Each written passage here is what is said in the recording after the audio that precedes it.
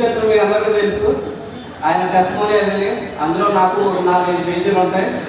ఆ 4 పేజీలు కూడా నేను చెప్పుకుంటాను. ఇప్పుడు చిన్నప్పుడు ఏంటంటే ఒకడే కొడుకంటే ఎంత కాలంగా వెళ్తామో, ఎంత చవకగా తిరుగుతామో మీకు తెలుసు. నేను అలాగే ఊళ్ళో టీటీ అని జాబ్ చేసేవాడిని.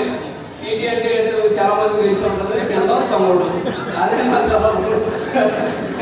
ఒకటే కొడుకుని కాబట్టి చదువు లేదు, సంధ్య లేదు, చదువు లేదు, ఏమి లేదు.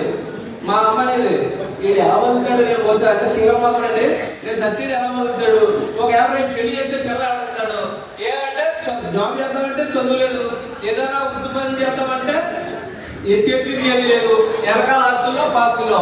ఇవన్నీ ఎందుకు చెప్తున్నానంటే నేను ఏ చేతగానోడైనా స్టేజ్లో సక్సెస్ అవ్వడానికి చెప్పొచ్చు అనడానికి నాకు చదువు లేదని భయపడవద్దు, నాకు ఆస్తి లేదని భయపడవద్దు, నాకు ఇంగ్లీష్ మాట్లాడటం రాదు, హిందీ మాట్లాడటం రాదని భయపడవద్దు. ఒక్కటే ఇక్కడ వెస్టేజ్ చేయగలనని నమ్ముకుంటే చాలు, సక్సెస్ అవ్వచ్చు. నేను ఆ రోజుల్లో ఇంటి దగ్గర ఉంటే ఇంటికాడ ఏ పని చేయకపోతే ఇంటికాడ తల్లి కూడా వెళ్ళిపోదు, ఇంట్లో వెళ్ళిపోదు. సరే వైజాగ్లో మన వాళ్ళు ఉన్నారు, వైజాగ్ వెళ్ళిపోతే ఏదో జాబ్ చేయించాలని వచ్చేసాను. వచ్చిన తర్వాత ఒక కంపెనీలో ఒక జాబ్ అనేది జాయిన్ అయ్యానండి. జాయిన్ అయితే ఫస్ట్ రోజు వెళ్ళిన తర్వాత అక్కడ ప్రతి ఒక్కటి కలపడం, ప్రతి ఒక్కటి సెల్యూట్ కొట్టాలంట. అది నాకు నచ్చలే. నేను ఒక పుల్ల మా ఊళ్ళో నేను బతికాను. మా ఊళ్ళో ఏళ్ళకి సెల్యూట్ కొట్టడం కానీ మర్నాడే వెళ్తా ఉన్నాను. మా ఈశ్వరం నేను కేవలం ముగ్గురు కలిపి రూమ్లో వాడు అప్పటికి రూమ్లో ఉండేవాడు. నేను వెళ్ళిపోతాను, నేను ఉండను. ఇక్కడ ఏంటి నాకు జాబ్ చేద్దామని నేను వస్తే వాళ్ళు సెల్యూట్ కొట్టుకుంటున్నారు, నేను ఉండను అంటే బాబు వైజాగ్లో జాబ్ అంటే అలాగే ఉంటుంది. సరే అలాగే వచ్చావు కదా, ఒక 10 రోజులు మాతో ఉండు అలాగనంటే అప్పుడు ఈశ్వరం ప్లంబింగ్ వర్క్ చేసేవాడు. నన్ను ఎందుకు ఉంచుకున్నాడు అంటే ప్లంబింగ్ కాంట్రాక్టర్ మనవాడిని చూసి ఇచ్చేవాడు కాదు, ఏంటంటే ఆడుకుంటూ కొనవాడే ఉండేవాడు. నన్ను పంపించేవాడు, నేను మాట్లాడి నిన్ను చూసి నువ్వు పుల్లగా అంటున్నావు కాబట్టి నేను చూస్తే కాంట్రాక్ట్ ఇస్తావు, నేను వచ్చి రేటు చెప్తాను, నువ్వు అలా నిలబడు అనేవాడు. నన్ను పంపించేవాడు. మా వాడు అప్పటికి చిన్న ఆడుకుంటూ కొట్టడం ఉండేవాడు. నువ్వు పని చూస్తే టాప్, ఏ పని తెలుసు కదా, పట్టుకుంటే ఏదైనా ఎలా ఉంటుందో పని చూస్తే టాప్. కానీ మనిషిని చూస్తే అంత చేస్తారు కదా, మన చూసి ఆడుకుంటే కుర్రడానికి పండించేవారు కాదు. నువ్వు నిలబడరు బాబు, నేను రేటు మాట్లాడుతున్నాను. నన్ను వెళ్ళి ఓనర్తో మాట్లాడించేవాడు. నాకు అప్పటికి అందులో ఏం తెలియదు, వెనకాల నిలబడిపోవాడు. అలా కొన్ని పనులు వచ్చేసి ఏదైనా పని వస్తే తింటాం. ఏంటంటే మన ఊరికంటే కష్టం లేదు అంటే అందులో 10% కూడా కదండి. నాకు చిన్నప్పటి నుంచి చేస్తాను తెలుసు కాబట్టి ఈ వేళ ఈ సక్సెస్ ఈ గౌరవం ఇలా ఉన్నాయంటే అవి ఒక్క రోజులో వచ్చినాయి కాదు. ఏమంటే పడుకోవడానికి తినడానికి తిండి లేదు, అది కామన్. పడుకోవడానికి కూడా ప్లేస్ లేని పరిస్థితి అనమాట ఆయన. అందులో నాకు కూడా చేరించాడు ఆ కష్టాలు. నన్ను వెళ్ళొచ్చేవాడు కాదు ఇంటికి, నేను వెళ్ళిపోతాను రా బాబు అంటే వెళ్ళొచ్చేవాడు కాదు. రాకంతో పాటు నన్ను కూడా అనిపించాడు. అలా కొన్నాళ్ళకి మధ్య తరగతిలో ఎందులో పెడితే అందులో డబ్బులు పెడితే డబ్బులు వచ్చేస్తాయని ఆశ కదండి. అలా 4-5 ఆటల్లో పెట్టాం. ఇందులో పెట్టినా మటాష్ పోయింది అంతే. ఆ తర్వాత ఎవరి ద్వారా వెస్టేజ్ అని తెచ్చాడు. ఇది లాస్ట్ టైం, ఇది చూద్దాం అన్నాడు. నీకు నన్నోరా దోతా. నేను ఇంటికి వెళ్ళిపోయాను. ఇంటికి వెళ్ళిపోయిన తర్వాత ప్రతి నెల చెక్ పెట్టేవాడు. 1000, 2000, 3000 మళ్ళీ పెట్టామంటే ఇంటికి వచ్చి కొడతానేవాడు. నేనేం నమ్మేవాడు కాదు. ఏంటంటే మాకు తినడానికే డబ్బులు వచ్చి ఉండి కాదు. అలాగే 50,000, 60,000 పెడతాడు. పెడితే కొన్నాళ్ళు నేను ఫోన్ లిఫ్ట్ తీసుకోండి కాదు. ఇంకా నేను నమ్మను. అలాగని ఒకరోజు కార్ తీసుకోండి, కార్ తీసుకొని తుల్లి వచ్చేసాడు. నేను తుల్లో ఉన్నాను రాదన్నాడు. తుల్లో రాంటూ వచ్చి చూస్తే కారు స్విఫ్ట్ కార్ దగ్గరగా వేసిపోతుంది. ఎవరి కొడుకు వచ్చేసామన్నాను ఫస్ట్. నేను నమ్మను. అలాగే ఇంకొక 2 వైజాగ్ని తీసుకొచ్చాడు. వాళ్ళేమన్నారు, వాళ్ళు నాకన్నా తిరుపతిలో ఉన్నారు, నాకన్నా స్విఫ్ట్ చేసుకుని ఉన్నారు. ఈ మా వాడు దాని దగ్గర వెళ్తున్నాడు. సార్ అంటాడు.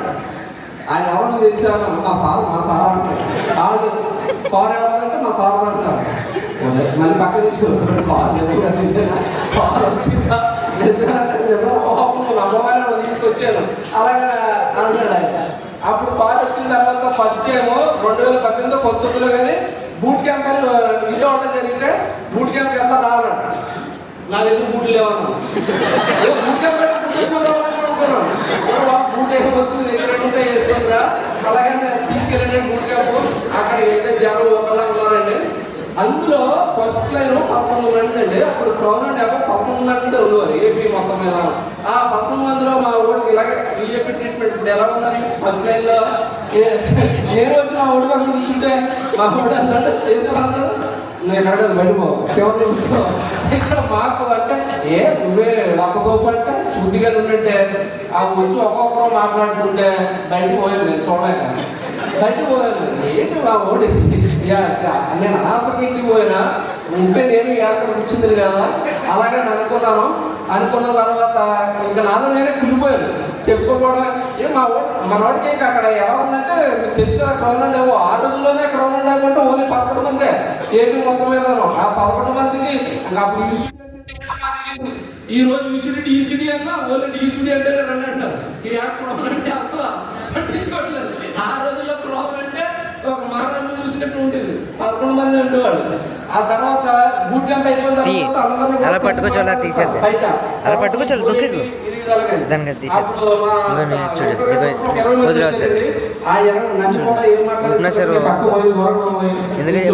వీళ్ళందరూ కూడా ఏదో చెప్పేవారు నేను ఎంతమంది తీసుకొస్తాను ఇది నిన్న చెక్ ఎంత ఉండాలి ఇది ఉండాలి అలాగే ఆ బూట్ క్యాంప్ పెట్టిన నుంచి ఈ కింద స్థాయి వరకు ఆ టీం అంటే మా టీం ఎవరున్నారు ఈ ఎవరు కూడా ఇందులో లేరు ఎందువల్లంటే అప్లైనర్ మీద అనడం లేదంటే నాకు లెక్కలేదనో నాకు సపోర్ట్ లేదనో ఇలా కలిగిపోతే ఎవరు ఈ వేళ మళ్ళీ 0 పరిస్థితి అందరూ మాకు టచ్లో ఉన్నారు ఇప్పుడు కూడా వస్తామంటున్నారు కానీ మా రోడ్డు గేట్లు ఇవ్వట్లేదు ఎందువల్లంటే ఆ రోజు ఇంకా లాస్ట్ నేను మాట్లాడించాడు నేను ఒకటే అన్నాను నాకు ఏ వద్దు మీరు అందరూ వద్దు ఏ వద్దు నేను సత్యలోపల ఒక దేశంలో చూడాలి ఒక దేశం చూపించాలి నాకు 10,000 ఇన్కమ్ వస్తే చాలు అనుకున్నవాడిని 10,000 దాని కోసం 2 పెట్టించండి ఇంచుమించు 1,50,000 దాకా నేను వెస్టేజ్ ద్వారా ఇన్కమ్ తీసుకుంటాను ఫారెన్ ట్రిప్లు అన్నా ఇంకో 2-3 ఫారెన్ ట్రిప్లు అన్నా వెళ్ళారు వీళ్ళ దయవాళ్ళు అందరితో కలిసి ఆ దుబాయ్ అది అన్ని చక్కబెట్టుకు వచ్చేసామండి ఇంకా నేను సచ్చి లోపల ఒక 10-15 దేశాలన్నా చూడాలి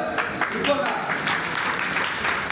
40 ఏళ్ళు వచ్చేసి నాకు తెలియకుండానే ఒక 40 లక్షలు బ్యాంక్ బ్యాలెన్స్ ఉంటే నెలకు 10 లక్షలు అన్నా ఇన్కమ్ ఉండాలని నాకు కోరుతున్నాను ఏదో చాలా మాట్లాడాలనుకుంటున్నా కింద ఉన్నప్పుడు పైకి వచ్చాక ఎన్ని గుర్తుకుంటున్నాను అన్ని మర్చిపోతున్నాం ఓకే థ్యాంక్ యూ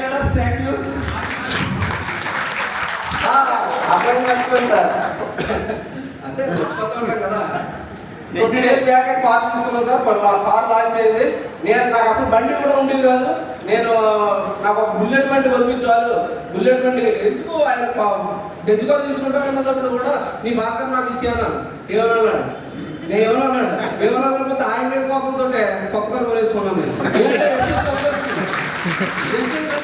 ఆయన చేస్తే 20 రోజులు అవుతుంది లాంచింగ్ అయ్యి నెంబర్ అయ్యి వచ్చి కార్ తీసుకున్నాను మా ఊళ్ళో అన్నారు నువ్వు అందులోకి వెళ్ళావు కానీ నువ్వు కార్ టైర్ కూడా పట్టుకోలేవు అలాగే అన్నారు మా ఫ్రెండ్స్ ఫస్ట్ ఎవరైతే అన్నారో కార్ టైర్ కూడా పెట్టుకుని ఆడితో ఫస్ట్ ఇన్విటేషన్ ఇచ్చారు ఈ ఏళ్ళ మాకు చిన్న పల్లెటూరు ఆ పల్లెటూరులో ప్రెసిడెంట్కి పాత ప్రెసిడెంట్కి తప్ప మా ఇద్దరికి ఉన్నాయండి కార్లు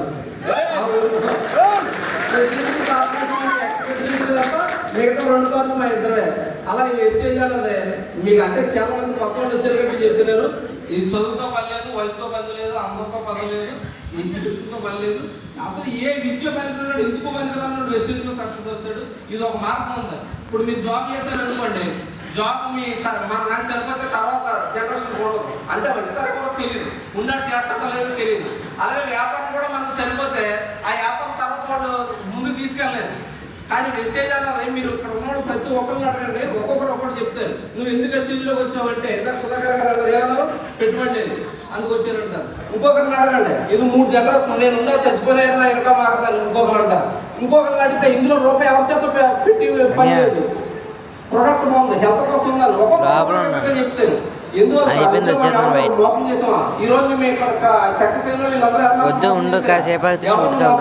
నమ్మారు వాళ్ళు చెప్పారు కొత్త కోసం చెప్తున్నారు బాత్రూమ్ తెలుసు దయచేసి ప్రతి ఒక్కరు కూడా నిలబడితే విజయవాడలో ఆటోమేటిక్ గా వచ్చేస్తారు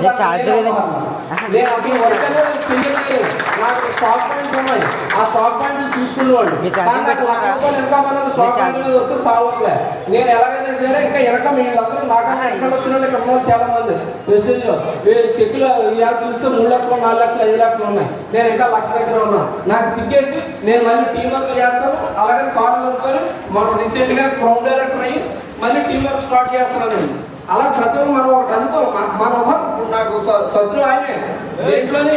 ఇప్పుడు ఆయన కారు అనుకున్నాడు చిన్న కారు, ఆ రోజు నేను ముందు వరుసలో కూర్చోవాలనుకున్నాను, ఈ రోజు ముందు వరుసలో నన్ను కూర్చొనిచ్చారా లేదా? ఇప్పుడు బెంచ్ కొనుక్కున్నాడు, తర్వాత మళ్ళీ నేను బెంచ్ కావాలని ఆయనే పోటీకి పెట్టుకుంటున్నాను, నేను ఆయనే నాకు పోటీకి పెట్టుకుంటాను. అలాగే మనకే ఒక ఆరోగ్యకరమైన పోటీ ఉండాలి, ఆరోగ్యకరమైన పోటీ ఉండాలి. ఇప్పుడు మీరు ఇంటికి వెళ్ళండి, మీ పిల్లల మొహం చూసి ఒకసారి మీరు అనుకోండి, నేను నా పిల్లలకి ఏమి ఇవ్వగలను, నా పిల్లలు నేను ఏమిస్తున్నాను అనుకోండి. మీరు ఉద్యోగం చేస్తే 30,000 40,000 మీ కుటుంబానికి ఖర్చులు కట్టిన సరిపోతుంది. వ్యాపారం చేస్తే ఒక 50,000 1,00,000 రూపాయలు వస్తుంది, అది 2 తరాలు సరిపోదు. ఇప్పుడు మీ పిల్లల మొహం చూసి నేనున్నా లేకపోతే నా పిల్లలు ఎలా బతుకుతారు, నా కుటుంబం ఎలా బతుకుతుంది, వాళ్ళకి రేపు పొద్దున నా భవిష్యత్తు ఏంటి, అలాగని మీరు ఒకసారి అనుకుంటే ఈ రోజు మాట్లాడిన వెస్టేజ్ గురించి అన్ని విషయాలు కూడా మీకు గుర్తుంటాయి. ఏంటంటే మనకి పిల్లలకన్నా ఏది ఎక్కువ కాదు సార్, ఏముందా మనం ఎంత కష్టపడినా ఎంత సంపాదించినా అవకాశమే. ఈ వ్యాపారం మనం ఎన్నో కష్టాలు పడి ఇక్కడ వరకు వచ్చాం, మనలో కష్టాలు మన పిల్లలు పడటం మనకి ఇష్టమా చెప్పండి? మనం ఒక పూలబట్టాలకు వేసేసి వెళ్తేనే కదా రేపు పొద్దున్న వాళ్ళు హ్యాపీగా ఉంటారు. నా బాబు నాకు ఇచ్చాడు, మా బాబు నాకు ఏమి ఇవ్వలేదు నిజంగా. కానీ నా పిల్లలకి నేను ఎలా ఇవ్వకూడదు అనుకున్నాను. మేము వెస్టేజ్లోకి వచ్చేటప్పుడు మన రీసెంట్గా మా ఆవిడ అంటుంది, కారు ఓపెన్ చేసినాడు అన్నది అనమాట. కారు కొన్న తర్వాత 2 తులాల బంగారం మా ఆవిడ కొన్నాను. నువ్వు వాడిని నమ్మి వెస్టేజ్ అలాగే పేరు చెప్పి 3 రోజులే వెళ్ళిపోతున్నావు, ఆడి ఏది ఎక్కువ రోజులు చేయడు, 2 రోజులు కన్నా ఎక్కువ చేయడు, నువ్వు వెళ్ళొద్దు అలాగని మా ఆవిడ అన్నారట మా చుట్టాలు. కానీ ఆ రోజు నన్ను నమ్మి నేను ఆయన నమ్మి వచ్చేసాను, నన్ను నమ్మి ఆవిడ వచ్చేసింది. ఈ రోజు దాకా నిజం చెప్పలే. ఈ రోజు ఇప్పుడు ఎందుకు చెప్పిందంటే నేను సక్సెస్ అయ్యాను కాబట్టి కారు అది కొని తనకు కావాల్సిన బంగారం అది కొని అప్పులు ఏది తీర్చి అన్ని చేసేది కాబట్టి ఈ రోజు మనసులో ఉన్న మాట చెప్పింది. మన పిల్లలైనా ఇంట్లో అమ్మాయినా నానైనా పిల్లలైనా మన దగ్గర డబ్బు ఉంటేనే గౌరవిస్తారు. ఆడ ఇంట్లో గౌరవివ్వలేదంటే ఇందులో గౌరవిస్తారా చెప్పండి?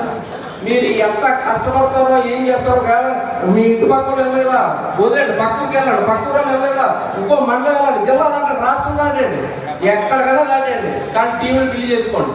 ఎక్కడైనా మనుషులు ఉంటారు, ఎక్కడైనా మా ముప్పడి ఉంటారు, ఎక్కడైనా దానం చేసే వాళ్ళు ఉంటారు.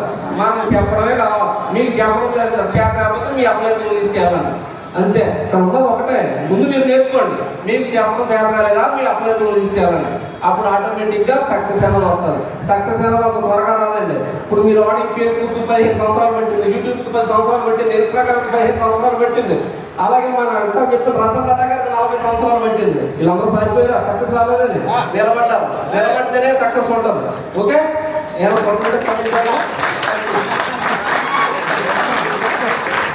మంచి స్పీకర్ ఉన్నాడు లోపల, ఓకేనా? నిజంగా ఏం మాట్లాడాలో తెలియదని చెప్పి ఏం మాట్లాడాడు రా అని మాట్లాడాడు.